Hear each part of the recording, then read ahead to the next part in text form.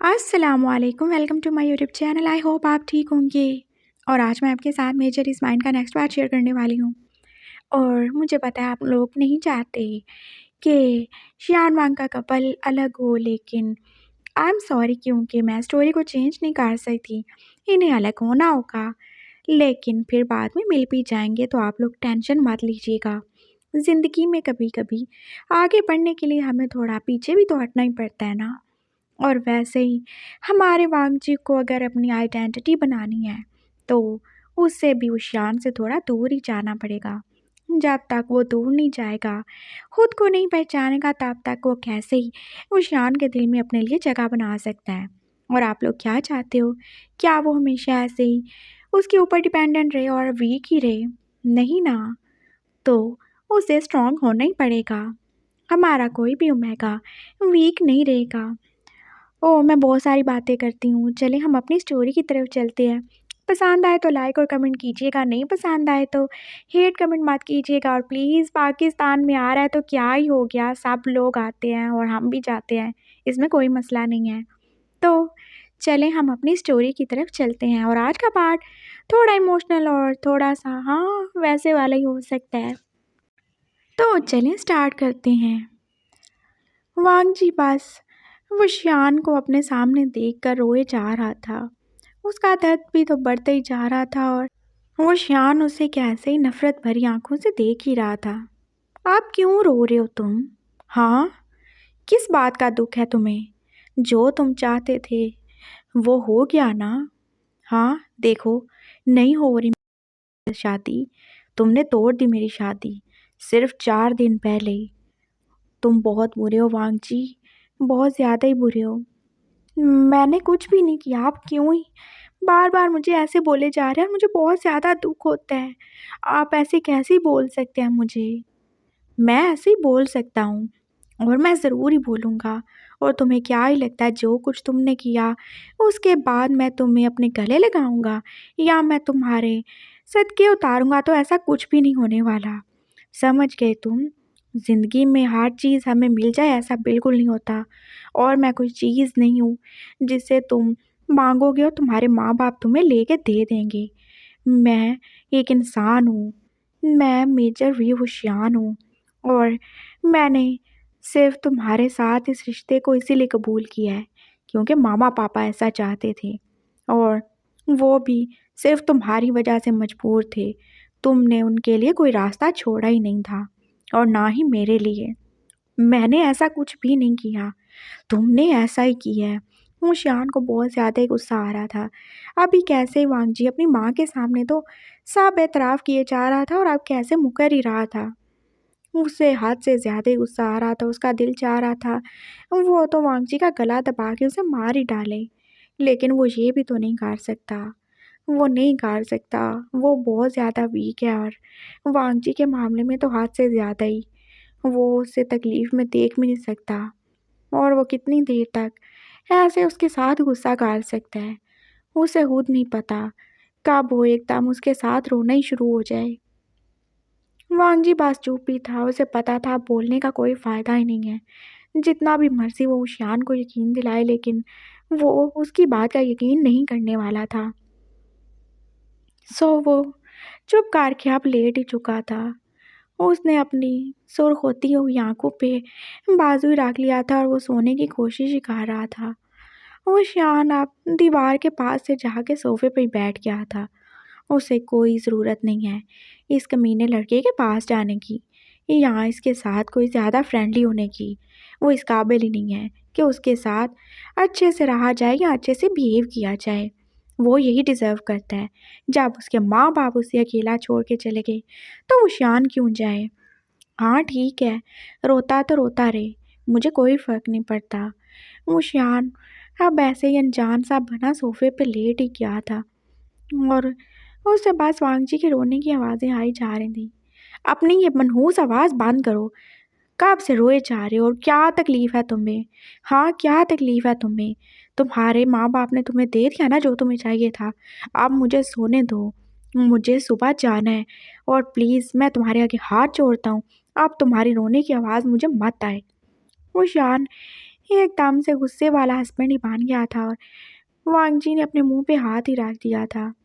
वो अब बिल्कुल नहीं बोलेगा, लेकिन वो क्या करे, उसका दर्द उसे जीने नहीं दे रहा। वो कहाँ ही जाए। उसने अपने बेड की साइड टेबल से एक ड्रॉय खोला था और उससे कितनी सारी गोलियां निकाल ही नहीं थी। वो सारी पेन किलर्स थी और वो निकालते निकालते उसके हाथ जैसे कांप ही रहे थे। कुछ तो नीचे भी गिर गई थी और शोर से वो शान ने फिर उसकी तरफ ही देखा था। तुम्हारे ड्रामे खत्म होने का नाम ही नहीं ले रहे। क्या करूं मैं तुम्हारा, रुक जाओ। वो उसके पास गया था और उसे 2 गोलियां निकाल के दे दी थी। ये लो, खा लो, मार लो अब। उसे वो पानी भी पिला चुका था और दोबारा से उसे लिटा भी दिया था। अब सो जाओ, इससे आगे मुझसे कोई उम्मीद मत रखना। वांग जी फिर से लेट गया था, लेकिन ये गोलियां भी बस 20 मिनट तक ही चली थी और बाद में फिर से वही दर्द। वो क्या ही करे इस दर्द का। वो शियान जो करीबन सो ही चुका था, एकदम कोई चीज़ गिरने की आवाज़ से तो उसकी आँख ही खुली थी और वो वांगजी था जो अपने बेड से नीचे गिर चुका था और उसने जैसे अपने पेट पे हाथ ही रखा हुआ था। उसकी आंखें जो बस पानी से ही भरी हुई थी और वो कितना ज़्यादा तकलीफ़ में था ना। और वो शियान अब एकदम उसे इस हालत में देख के जैसे अपना सारा गुस्सा भूल ही गया था। उसे बिल्कुल भूल गया था कि इस वांगजी ने क्या ही किया उसके साथ, कैसे उसकी इज़्ज़त खराब की और कैसे उसे ब्लैकमेल करके वो अपने साथ शादी करने पे मजबूर कर चुके हैं। उसे सब भूल गया था। वो एकदम उठा था और उसने ब्लैंकेट पीछे ही फेंक दिया था। वो जल्दी से उसके पास गया था। बोबो, क्या हो गया तुम्हें? तुम मुझे नहीं बुला सकते थे। देखो गिर गए तुम। तुम्हें चोट तो नहीं ना लगी? हाँ, तुम ठीक हो ना? मैं तुम्हें पानी ले देता हूँ। क्या चाहिए तुम्हें? वो फ़िक्रमंदी से बोल रहा था और वांगजी ने बस उसकी तरफ आहिस्ता से ही देखा था। मुझे और मेडिसिन चाहिए। पानी ख़त्म हो गया है। मुझे और पानी चाहिए। मुझे बहुत दर्द हो रहा है। वो रोए जा रहा था और वो शियान के दिल में जैसे कितना सारा ही दर्द था ना। उसने उसे आगे काट लिया था। बोबो, मैं तुम्हें ऐसी हालत में नहीं देख सकता। I am sorry. मैंने तुम्हारे साथ कितने गुस्से से बात की, लेकिन तुम्हारी गलती है ना। तुमने क्या कुछ ही नहीं किया, तुमने सब बर्बाद कर दिया। तुमने ऐसे क्यों किया बोबो? तुम फिक्र ना करो, तुम ठीक हो जाओगे। बस ये रात गुजार लो। मैं सुबह तुम्हें खुद हॉस्पिटल लेके जाऊंगा। और ये डॉक्टर सारे पागल हैं, इन्हें कुछ भी नहीं पता। ऐसे भी क्या हो सकता है कि कोई मेडिसिन तुम पे असर ही नहीं करे। सब ठीक हो जाएगा। मैं तुम्हें ठीक करके रहूँगा। वो ऐसे ही उसे अपने साथ लगाए हुए था और वांगजी जो कि विषयान के साथ हाथ किए हुए जैसे अब थोड़ा पेन में आराम ही फील कर रहा था। उसने अपनी आंखें जैसे बाहर निकाल ली थी। उसे अच्छा लग रहा था। वो उसका मेट था, उसका अल्फा था, जो कि उसे मार काट चुका था और उसका साथ और उसकी सेंट तो उसे अब सुकून ही दे रही थी। वो एकदम चुप ही हो गया था और उसका रोना तो कम ही हो रहा था। बोबो, तुम ठीक हो ना? हाँ, मैं ठीक हूँ। आप प्लीज़ मेरे साथ रहें। मैं आपसे कुछ नहीं कह रहा ना। आप प्लीज़ मेरे साथ रहें। मुझे अच्छा लग रहा है ऐसे। हाँ, मैं तुम्हारे साथ ही हूँ बोबो। तुम फ़िक्र ना करो, मैं यहाँ पे ही हूँ। वो शियान अब उसे उठा के बेड पे दोबारा लिटा चुका था और बोबो अभी तक वैसे ही उसके साथ ही लिपटा हुआ था। वो शियान ने उसे ब्लैंकेट उड़ा दिया था और खुद भी वो उसके साथ ही लेट गया था और बोबो उसके और ही करीब हो गया था। आप भी ले लें, आपको सर्दी लग जाएगी। मैं कोई बीमार नहीं हूँ जो मुझे सर्दी लगेगी, और वैसे भी ये फरवरी है, इसमें इतनी सर्दी नहीं होती। मुझे तो लगती है ना, मेरे करीब हो जाएं और ऊपर ले लें, शायद मुझे थोड़ा आराम मिल जाएगा। वो ऐसे ही बोल रहा था और वो शियान ना चाहते हुए भी उसकी बात मान ही ली थी। और फिर वो खुद का क्या ही करे। उसने अपनी सांस बस आहिस्ता आहिस्ता ही लेना शुरू कर दी थी। वो बहुत देर बाद ही सांस लेता था और उसने अपनी सांस रोक ही ली थी। वो बिल्कुल नहीं चाहता था वो फिर से वांगजी की सेंट से अपना कंट्रोल खो दे। उसे पता था उसके साथ ऐसे ही होता है, हर बार ऐसे ही होता है और अब वो कुछ ऐसा-वैसा नहीं करना चाहता। लेकिन वो कितनी साँस रोकेगा, कितना ही कंट्रोल करेगा। वांगजी जो कि पूरा का पूरा आग का गोला बना उसके साथ ही था और ये पहली बार था जब वो उसके इतना ज़्यादा करीब था। वो दोनों एक ही बेड पे थे और वांगजी उसे हग किए हुए था। अभी तक वो आहिस्ता-आहिस्ता काँप ही रहा था और वो शान को पता था, वो रो रहा है, उसका दर्द अभी भी कम नहीं हो रहा। वांगजी ने तो अपना फेस जैसे उसकी चेस्ट में छुपा लिया था और वो उसकी गर्म-गर्म साँसें अब फ़ील कर रहा था अपने सीने पे और अब वो क्या करे? उसका कंट्रोल फिर से टूटने लगा था और वांगजी जो उसके इतना ज़्यादा ही करीब था। बोबो, प्लीज़, प्लीज़ कुछ मत बोलिएगा, मेरे साथ ही रहिए। प्लीज़ मैं बहुत ज़्यादा पेन में हूँ, अगर आप मेरी हेल्प नहीं कर सकते, तो मेरे साथ तो रह ही सकते हैं ना। वांगजी बस ऐसे ही बोल रहा था और वो शान अब उसकी रिक्वेस्ट सुन के चुप ही कर गया था। उसे फिर से अब बोबो पे तरस ही आ रहा था, जो बेचारा अपने दिल के हाथों और अपनी फीलिंग्स के हाथों कितना ही मजबूर था और कितना आगे बढ़ गया था। काश काश मैं तुमसे प्यार कर सकता बोबो, लेकिन तुम जानते हो, मुझे तुम्हारी शक्ल में हमेशा वो 4 साल का छोटा-सा बच्चा ही नज़र आता है, जो उस दिन मुझसे टकराया था और जिसकी मैंने जान बचाई थी। मैं और कुछ देख नहीं पाता। आई एम सॉरी, मैं शायद तुम्हें कभी प्यार नहीं दे सकूँगा।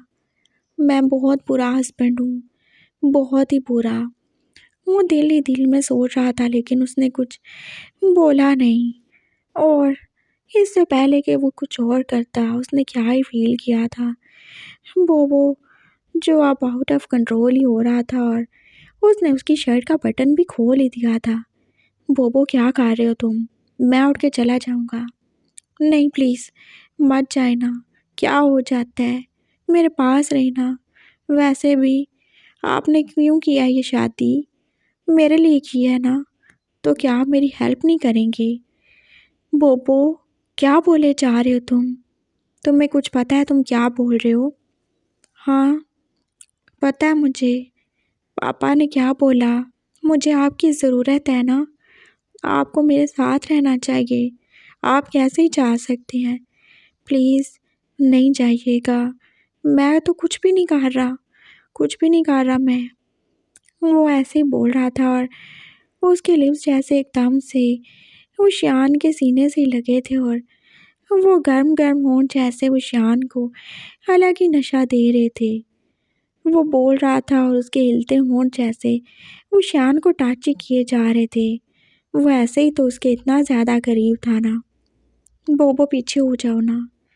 नहीं, मैं नहीं हो सकता, बिल्कुल नहीं हो सकता। मुझे आपके पास रहना है और आप मेरे हस्बैंड हो ना। आप कहाँ ही जा रहे हो?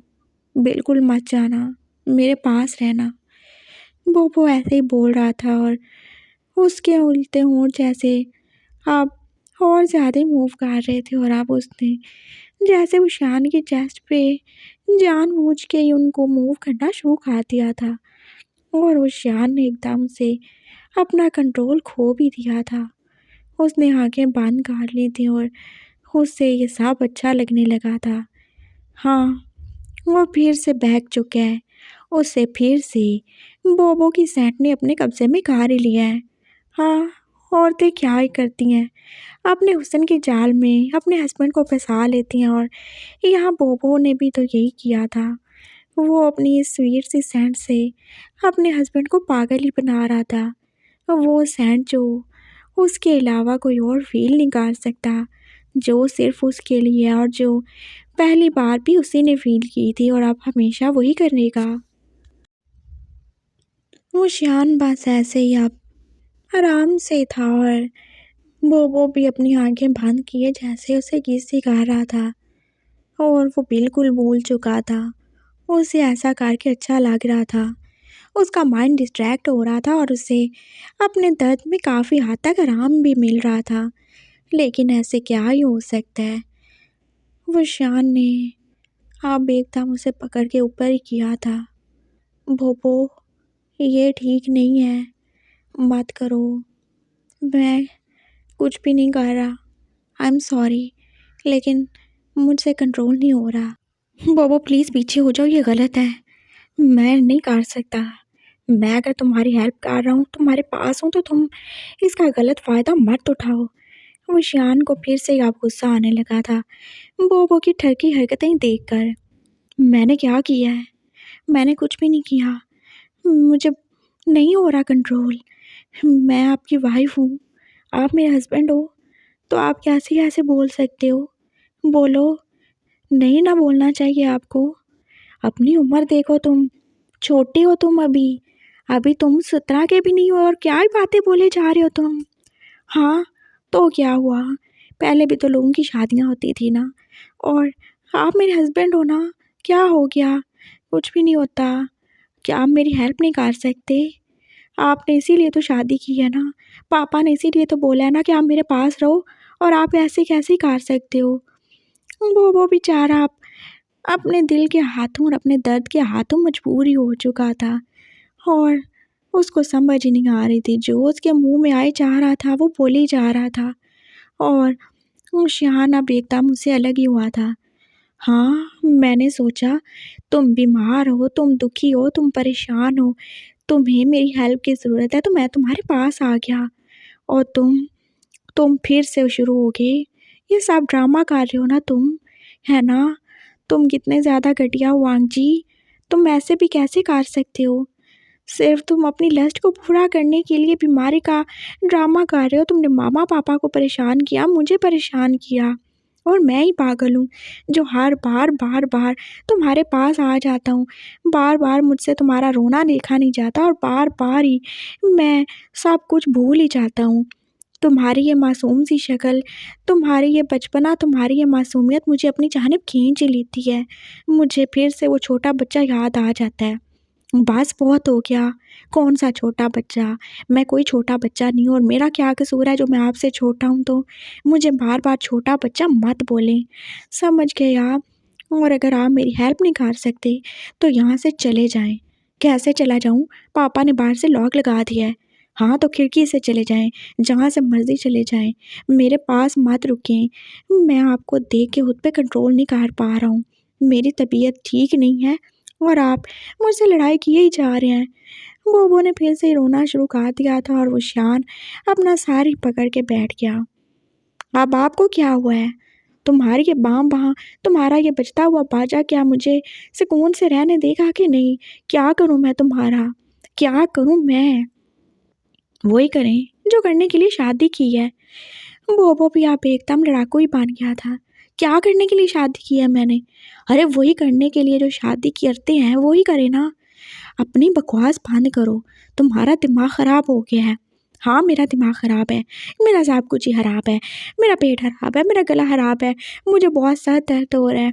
अगर आपने कुछ नहीं करना तो यहाँ से निकल जाएँ, नहीं तो मैं कह रहा हूँ मैं अपनी जान दे दूँगा। मुझे बिल्कुल बर्दाश्त नहीं हो रहा, और आप कैसे ही ऐसे मेरे साथ कर सकते हैं? और वो शान अब एकदम गुस्से से उठ के खड़ा हुआ था। तो मेरी प्यारी वाइफ़ को क्या चाहिए? बोलो, क्या ही चाहिए तुम्हें? मुझे पहले ही समझ जाना चाहिए था।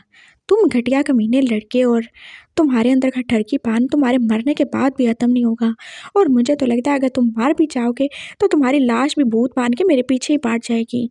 हाँ, तो क्या चाहिए तुम्हें? बोलो। मैंने क्या बोला? हाँ, तुमने बोला ना तुम्हें वो चाहिए जो शादी के बाद होता है। तो ठीक है, अब तुम रेडी रहना। वो शान एकदम अब गुस्से में आ गया था।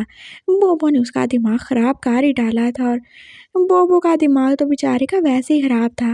अपनी ईंट के हाथों, और वो क्या ही कर सकता था सिवाय रोने के या उसका सर खाने के। और वो शान ने अब जल्दी से अपनी शर्ट के बटन भी खोलना शुरू कर दिए थे, और बोबो ने सर नीचे ही कर लिया। हाँ, अब वही होने वाला था जो वो चाहता भी था और नहीं भी। और वो एकदम उसके पास ही आ गया था। लो, कर लो अपनी हवस पूरी, चीर-फाड़ डालो मुझे। मैं क्या हस्बैंड हूँ जो मैं कुछ करूँगा? वो को उसकी अक्ल के ऊपर जैसे रोना ही आ रहा था, और वो और ज़्यादा ही रो रहा था। अब तुम ये रोना तो बंद करो। रोऊँ नहीं तो क्या और मैं हँसूँ हैं? क्या करूँ मैं? मेरी छोटी सी उम्र में मेरी शादी हो गई। मेरे घर वाले मुझे मार-मार के तबला समझ के बजा के चले गए और मेरा जो हस्बैंड है उसको मेरी परवाह तक नहीं। वो मेरे साथ कुछ नहीं करता। मैं दर्द से मर जाऊँगा लेकिन उसे ये सब नाटक और ड्रामा ही लगेगा। तो मैं क्या करूँ? मैं रोऊँगा और ज़्यादा ऊँची आवाज़ में रोऊँगा।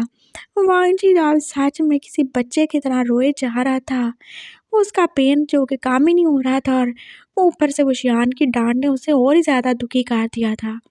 और वो शियान अब इस नन्ही-सी वाइफ़ को देख रहा था, जो देखने में तो एक बड़ा लड़का था लेकिन जिसका दिमाग एकदम छोटे बच्चे जैसे ही हो चुका था।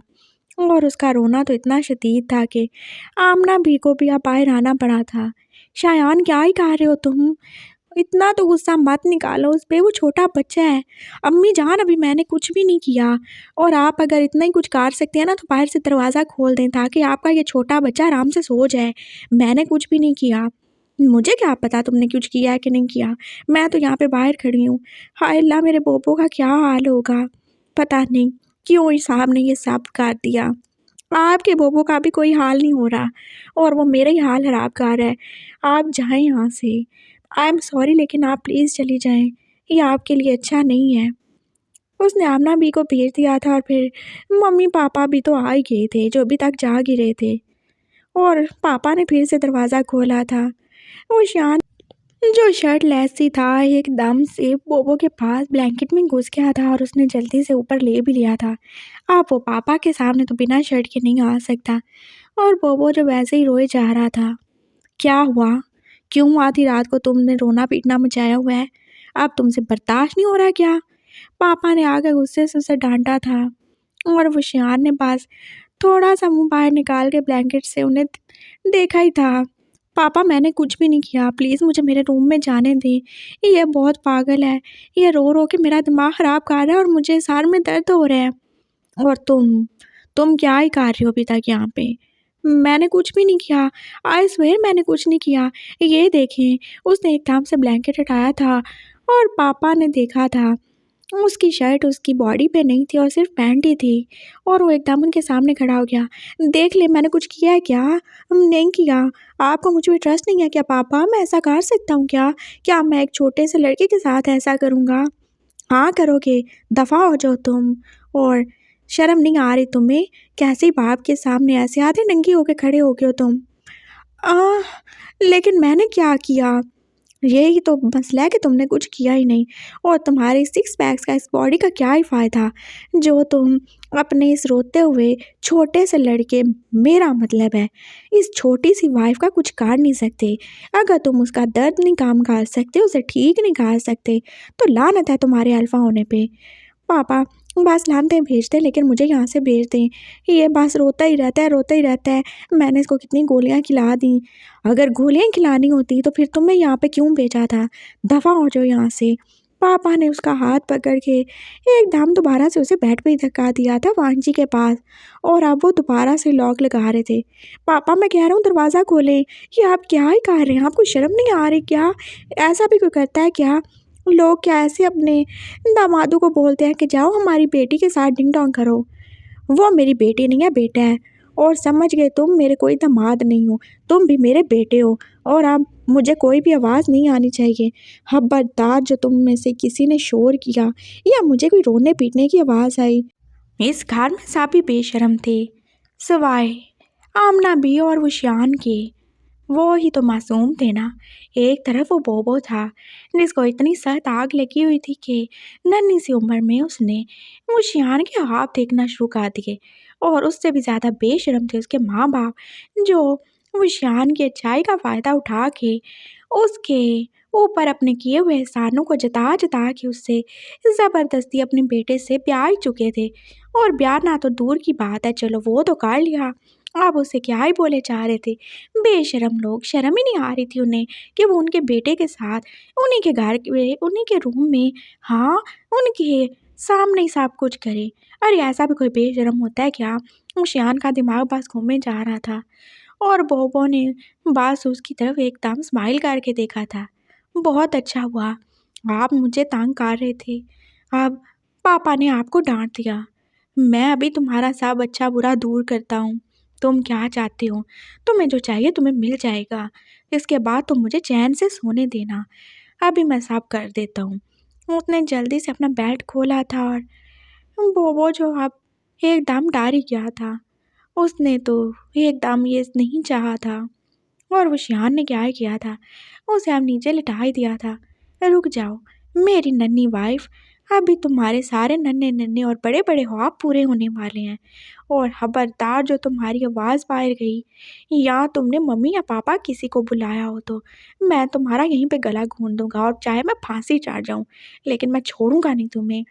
वो बोल रहा था और उसने वांग जी के मुंह पे जैसे हाथ ही रख दिया था, और दूसरे हाथ से वो उसको अनड्रेस भी किए जा रहा था। और वांग जी जो अब डर ही गया था, वो शान जो के थोड़ा गुस्से में और थोड़ा अजीब पागल सा ही बना हुआ था। और अब वांग जी के बाद उसने अपने रहे सहे कपड़े भी उतार फेंके थे, और अब वांग जी की बड़ी बड़ी आंखें और ही बड़ी हो चुकी थी। अपने सामने इस बड़े से 6 फुट के बंदे को देख के जो के उसके ऊपर ही था पूरा पूरा। अम, मुझे पेन तो नहीं होगा, कम से कम इस पेन से तो कम ही होगा। और अगर तुमने ज़्यादा मेरे साथ ज़ुबान चढ़ाई तो फिर शायद बहुत ज़्यादा ही होगा। समझ गए तुम? मैंने तो कुछ भी नहीं किया। वो आप फिर से मासूम बन रहा था, और वो शियान ने एकदम उसके होठों को अपने होठों से जकड़ ही लिया था। वो अब उसे खींच ही किए जा रहा था, और वांग जी ने आंखें बांधी काट ली थी।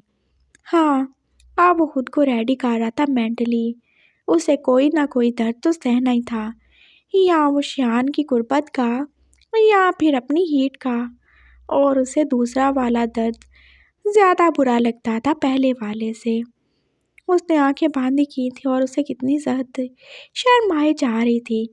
और वो शियान को भी तो खुद कितना ही अजीब लग रहा था ये सब करना, लेकिन वो इरिटेट हो चुका था। उसका दिमाग घूम चुका था, और उसने बस एकदम से जैसे वांगजी के अंदर खुद को एंटर ही कर दिया था, बिना किसी प्यार के, बिना किसी फोर प्ले के, बिना कोई रोमांस किए। और वांगजी की चीख तो निकलते निकलते ही रह गई। वो शियान ने एकदम उसके मुंह से हाथ उठाया था, और कितने सारे आंसू जो और ज़्यादा ही निकल रहे थे। और वो शियान का फेस एकदम से सीरियस था। आप खुश हो तुम? यही चाहते थे तुम? हाँ, ये पेन तुम्हें चाहिए था, तुम्हें मैं चाहिए था। लो देखो, मिल गया मैं तुम्हें, तुम्हारा हस्बैंड मिल गया। लेकिन एक बात याद रखना, चाहे मेरी बॉडी तुम्हें मिल जाएगी लेकिन मैं कभी तुम्हें प्यार नहीं दे सकूँगा, नहीं दे सकूँगा, क्योंकि मेरा दिल तुम्हें उस नज़रिए से देखता ही नहीं, और ना मैं समझता हूँ। वो बोल रहा था और साथ में वो कितना ज़्यादा फास्ट भी था। वांग जी ने आंखें दोबारा से बंद कर ली थी, और वो कितना ज़्यादा पेन में था। वो शियान ने बिल्कुल भी प्यार नहीं दिखाया था उसके ऊपर। वो तो बस जैसे अपनी ड्यूटी पूरी कर रहा हो, जैसे फ़ौज की ड्यूटी हो। और यहाँ भी ड्यूटी थी ना, जो पापा उसे दे के गए थे, उनके बेटे को ठीक करने की, उसका दर्द दूर करने की। और अब उस छोटे बेटे को बड़े बेटे से ये दर्द लेना ही था। वो अपने हाथ बस चलाए जा रहा था, और उसे लगा था जैसे उसकी टांगों से तो जान ही निकल जाएगी। उसने दोनों हाथ अपने मुंह पे रखने चाहिए थे, लेकिन उस शियान ने उसे ऐसा करने नहीं दिया था। वो उसके दोनों हाथों को अब ऊपर की तरफ ही पिन काट चुका था, और उसने दोबारा से उसके फेस पे टैप किया। क्या हो गया? हाँ, अब क्यों नहीं देख रहे मेरी तरफ? यही शक्ल है ना जो तुम देखना चाहते थे, यही बॉडी थी ना जिसे तुम चाहते थे। हाँ, मैं तुम्हें इसी दिन के लिए रोकता था। मैं बहुत बुरा हूँ, मैं बहुत अग्रेसिव हूँ। तुम छोटे हो, तुम ये सब नहीं सह पाते। मुझे डर लगता है तुम्हारे लिए, लेकिन तुमने समझा नहीं। तुम्हें ये सब चाहिए था तो अब लो। अब रो क्यों रहे हो? खुश हो ना, स्माइल करो, हंसो, उठ के नाटक करो, ड्रामे करो जैसे तुम करते हो। झूठ बोलो मुझे अपने करीब करने के लिए, और बहाने करो। कर क्यों नहीं रहे तुम? हाँ, बोल क्यों नहीं रहे तुम? वो ऐसे ही बोल रहा था, लेकिन वांगजी ने क्या ही बोलना था। उसका गला तो खुश्क हो ही चुका था और उसे तो अब सांस भी आहिस्ता आहिस्ता ही आ रही थी। वो शियान जो कुछ ज़्यादा ही फास्ट था और उसे बिल्कुल भी अंदाज़ा नहीं था कि वांगजी उसके लिए ये बर्दाश्त करना कितना ही मुश्किल है। लेकिन वांगजी अब बोलेगा नहीं, वो चीखेगा नहीं, वो बस ऐसे ही आंसू ही बहाता रहेगा। उसने ये सब अपने लिए खुद ही चुना है, तो अब उसे भुगतना तो पड़ेगा ही ना। 5 मिनट ही गुजरे थे वांगजी को ये दर्द बर्दाश्त करते करते, और ये दर्द अभी भी वैसे का वैसा ही था और वो शियान को फील हो रहा था। वांगजी की ब्लीडिंग ही हो रही थी, लेकिन वो उसे बिल्कुल नहीं छोड़ने वाला। इसकी अकल तो ठिकाने लगानी पड़नी थी उसे। और फिर एकदम से जैसे कितना सारा ही, हाँ कितना सारा ही गोला बारूद वांगजी ने जैसे रिलीज ही कर दिया था, और वो भी वो शियान के ऊपर। और वो शियान जो थोड़ा और ही चिढ़ गया। बदतमीज गंदे लड़के, कमीने कहीं के, बता नहीं सकते थे क्या? हाँ, ये क्या कर दिया तुमने? वो अब खुद को देख रहा था, जो कि पूरा का पूरा डर्टी हो चुका था। और वांगजी जिसके लिए ये सब पहली बार था और एकदम नया नया ही था, वो एकदम से शर्मिंदा ही हो गया और उसने पिलो लेके अपने मुंह पे ही रख लिया था। मैंने कुछ नहीं किया, ये हो तो हो क्या? और वह सारी कार्रवाई करने के बाद एकदम कैसे सुकून से हो गया था। हाँ, यही सारी थी ना तुम्हारे अंदर आग जो तुम निकालना चाहते थे। अब तो तुम ठीक होगे ना, सुकून में होगे ना।